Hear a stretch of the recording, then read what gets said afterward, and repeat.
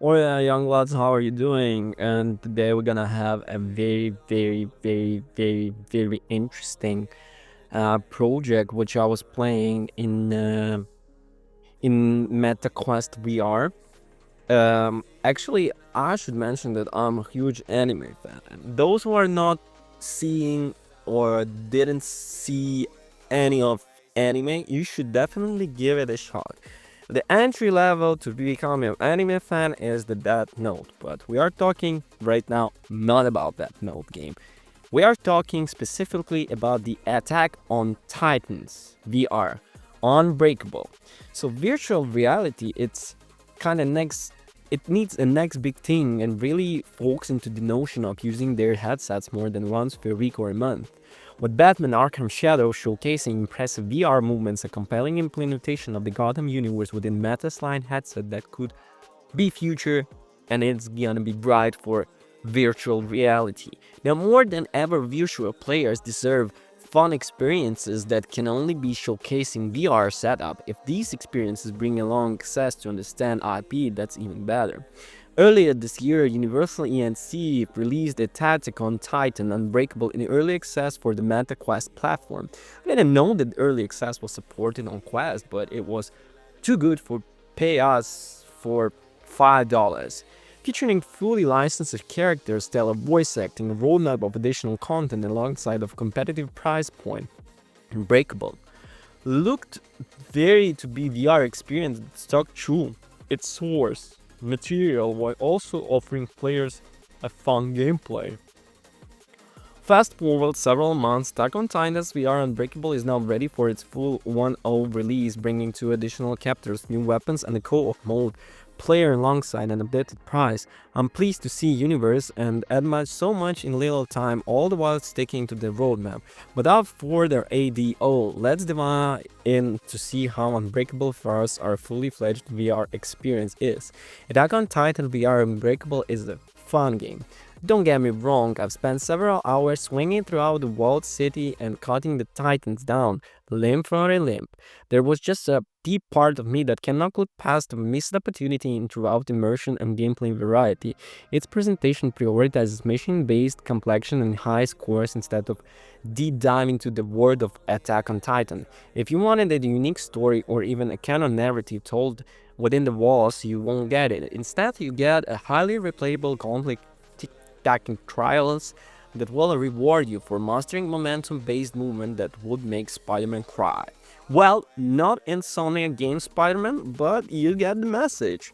I was immediately placed into the shoes of the new recruit of military group that fight the Titans, gigantic naked humanoids who eat humans and cause the destruction. Using Omni-Directional Mobility Gear, I was to make my way throughout the walled city and slay every Titan on my path. The ODM gear is like a pair of jet-powered grappling hooks, but aimed at quest controllers and separate buildings.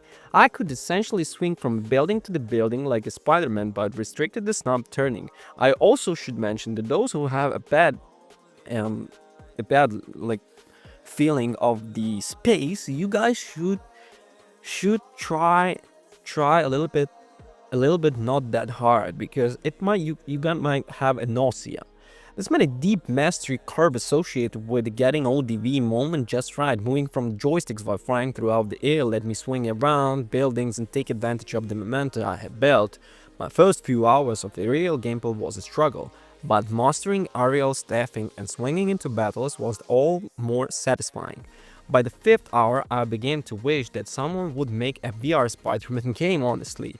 Aside from swinging throughout the walled city, I had blades on my hands that I was used to top and chop titan limbs to bits. After I had built the blades from excessive use, I had reloaded my swinging my arms downward. Much of that I had to do in Attack of Titan and regularly required me to use VR inputs to the fullest extent. That was better what I was called to do all the things while sitting down. Completing the captors and earning an extra stars inched me closer to unlocking additional weapons that I could get into the battle. For instance, the second set of unlockable blades deal less damage to Titan apes, but deal additional damage to their limbs. Near to 1.0 launch of titanVR Unbreakable is multiplayer element is in being able to play co-op with another player who owns the game. Unfortunately, I wasn't able to find a match using the quick play random match function. I'm excited to see how players enjoy the cooperative experience once it hits quad device later this week. Here's why the only way to kill a Titan is to aim for its nape, it's the back of the neck. Attempting to target Titan's nape head of full tilt, and the game teaches you in the first few minutes that you'll be better off targeting limbs to knock the Titan to the ground. All of this well and good until there was pain against the group of the Titans, because they would constantly hunt me down. I could only land a hit or two or a down Titan before needing to dash away to safety. If I missed the nape by what seemed like a millimeter, my attack input would not register the prolonged battle funnier or funner or further. And anyways, I'm for frantic inputs in VR games. I spend my fair share of playing high-stakes VR to feel comfortable with the notion of needing to be fast, furious, and frantic. The moment of Titan collapses to the ground is a fair game for me to prepare myself and walk away at their neck until the health bar disappears. It's just frustrating when there is a little to snow with widely playing in controllers and homes that anything connects with a Titan gigantic hand. At the first glance, the world of Titans feels rudimentary and slightly smoothly as well as empty. Their buildings have softer and less detailed textures than the Titans, making for immersion breakout graphical experience. The city itself lacks of the casualties of war instead of opting for generic buildings that are more or less destroyed for me the Titan presence. I'm unsure if that was the international choice to be better supported at Quest models, but disappointing from the game were to miss the Quest 3 power. It would have been nice for a greater variety of biomes and map layouts too, but I'll take what I can get.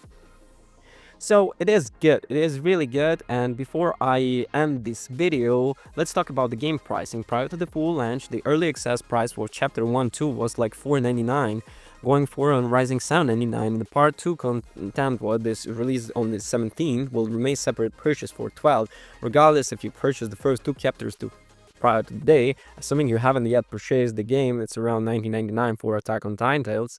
Starting the title, the $19.99 is more than fair to those who can easily get 10 hours of the base game content and several more hours of co-play. It's highly replayable and fun, even if you find some of the segment to be difficulty and frustrating. I have a faith that Amor can, and I will be done with the Attack Titans on VR.